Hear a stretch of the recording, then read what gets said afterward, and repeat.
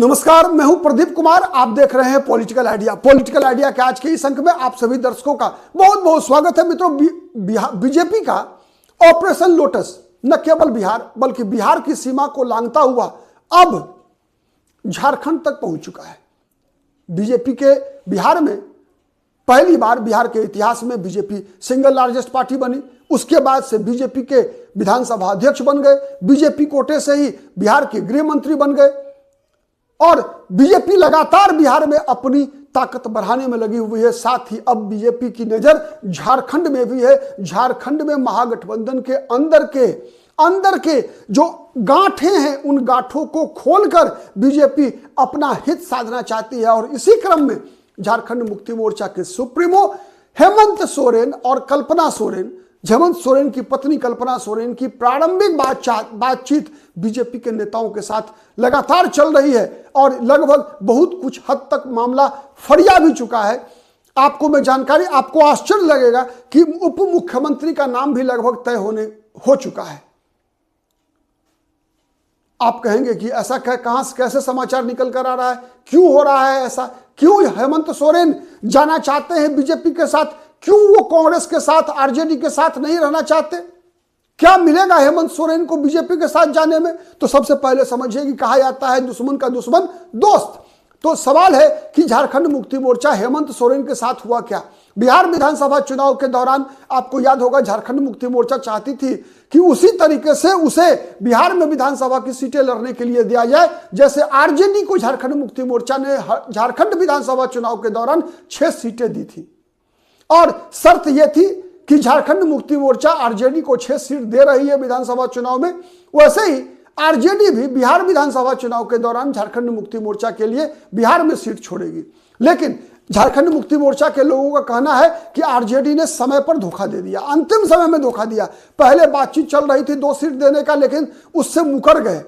यहां तक कि कांग्रेस पार्टी से भी नाराजगी है झारखंड मुक्ति मोर्चा की, हेमंत सोरेन की, कि कांग्रेस, चूंकि झारखंड की राजनीति में कांग्रेस और झारखंड मुक्ति मोर्चा की ताकत से ही, संयुक्त ताकत से ही बीजेपी को हरा पाती है और कांग्रेस भी निर्भर है अपने प्रदर्शन के लिए झारखंड मुक्ति मोर्चा पर। तो कांग्रेस ने भी, आरजेडी ने तो धोखा दिया तो दिया, कांग्रेस ने क्यों धोखा दिया जेएमएम को? ये सवाल जो है हेमंत सोरेन के सामने मुंह बाए खड़ा है। तो अब हेमंत सोरेन ने कांग्रेस को सबक सिखाने, आरजेडी को सबक सिखाना ठान लिया है। इसीलिए आप विगत दिनों जो आप देख रहे हैं कि झारखंड में लगातार झारखंड मुक्ति मोर्चा के जितने भी प्रवक्ता है वो हमलावर है। और इधर एक समाचार निकल कर आया है कि दिल्ली में बीजेपी के बड़े नेता के साथ, बीजेपी के बड़े नेता जो बिहार में भारतीय जनता पार्टी के चुनाव प्रभारी रहे हैं, उनकी मुलाकात हेमंत सोरेन और कल्पना सोरेन के साथ हुई है। हेमंत सोरेन और कल्पना सोरेन से मुलाकात हुई है, रोड मैप तैयार हो चुका है, डिप्टी सीएम कौन बनेंगे बीजेपी से लगभग उस पर भी चर्चा हो चुकी है, किस दल के कितने मंत्री होंगे इस पर भी बातचीत चल रही है। तो आपके मन में आएगा कि सवाल है कि ठीक है, गुस्सा है आरजेडी पर, हेमंत सोरेन गुस्सा है कांग्रेस पार्टी पर, लेकिन उनको अतिरिक्त और क्या मिलेगा बीजेपी के साथ जाने से? क्योंकि राजनीति में कोई भी दल किसी के साथ बिना लाभ के जाता नहीं है। तो एक और सबसे बड़ी बात जो निकल कर आ रही है मित्रों, झारखंड की आर्थिक स्थिति बहुत ही खराब है। जो नई योजनाएं हेमंत सोरेन ने शुरुआत किया,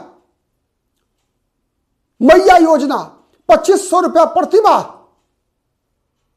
इसके लिए केंद्र सरकार के सहयोग की आवश्यकता है हेमंत सोरेन को।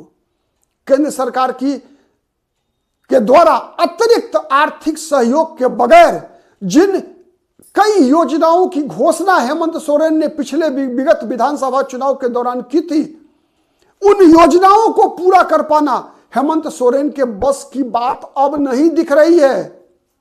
एक कारण। दूसरा कारण, बीजेपी की भी मजबूरी बीजेपी को समझ में आ रही है। जैसे विगत 5-7 वर्षों के दौरान भारतीय जनता पार्टी आदिवासी मतदाताओं से कट गई है। बीजेपी के आदिवासी नेता भी आदिवासियों को बीजेपी से जोड़ने में नाकाम रहे हैं। तो बीजेपी को भी एहसास हो चुका है कि अगर झारखंड मुक्ति मोर्चा बीजेपी के साथ आ जाती है तो आदिवासी मतदाताओं के बीच बीजेपी की पैठ मजबूत होगी, नंबर एक। नंबर 2, बीजेपी लगातार परेशान है झारखंड की राजनीति से, बांग्लादेशी घुसपैठ से। जिस प्रकार से बिहार और बंगाल में भारतीय जनता पार्टी बांग्लादेशी घुसपैठ को एक मुद्दा बनाए हुए है, इसका कोई परमानेंट समाधान ढूंढना चाहती है, उसके लिए भी झारखंड में बीजेपी को अपने बीजेपी की सरकार की जरूरत है। साथ ही ईसाई मिशनरियों के द्वारा भी धर्मांतरण का जो खेल झारखंड में चल रहा है, इस खेल से निपटने के लिए भी बीजेपी को हेमंत सोरेन की आवश्यकता है। और हेमंत सोरेन को राज्य को चलाने के लिए राज्य को विशेष आर्थिक मदद की आवश्यकता है। यह है कॉमन इंटरेस्ट दोनों राजनीतिक दलों का, और इसी कॉमन इंटरेस्ट के कारण के लिए दोनों राजनीतिक दल अब दोस्ती करने की तरफ आगे बढ़ चुके हैं। अब इसका परिणाम कितने जल्दी आता है यह कहना आज मुश्किल है, लेकिन संभावना ऐसी जताई जा रही है कि संसद के शीतकालीन सत्र की समाप्ति के बाद, संसद के शीतकालीन सत्र की समाप्ति के बाद और फिर मकर संक्रांति के बाद, खरमास के बाद इस पर अंतिम फैसला ही नहीं होगा, बल्कि बदलाव होकर रहेगा। और यह ऑपरेशन लोटस मतलब कमल का राज आप कह सकते हैं, झारखंड में भी कमल सरकार में होगी ऑपरेशन लोटस, कि जहां जहां पर भी कहीं भी कोई भी छिद्र दिखता है विपक्षी गठबंधन में, विपक्षी शासन में, उस छिद्र को चौड़ा करके, मतलब कहा ना, जहां कहीं भी कोई भी फुंसी दिखता है बीजेपी को, जैसे कर्नाटक में देख लीजिए, कर्नाटक में डीके शिव कुमार के बहाने बीजेपी को अवसर दिख रहा है, तो उस अवसर को बीजेपी परिणाम में बदलने का प्रयास लगातार कर रही है। तो वैसा ही प्रयास बीजेपी का झारखंड में भी चल रहा है। बिहार में मैंने कहा है, बिहार में गृह मंत्री बीजेपी के, दोनों उप मुख्यमंत्री बीजेपी के, गवर्नर बीजेपी के हैं, विधानसभा अध्यक्ष बीजेपी के हैं।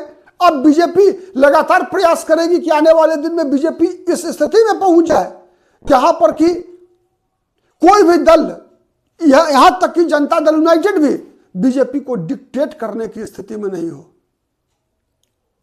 बीजेपी को ब्लैकमेल करने की स्थिति में नहीं हो।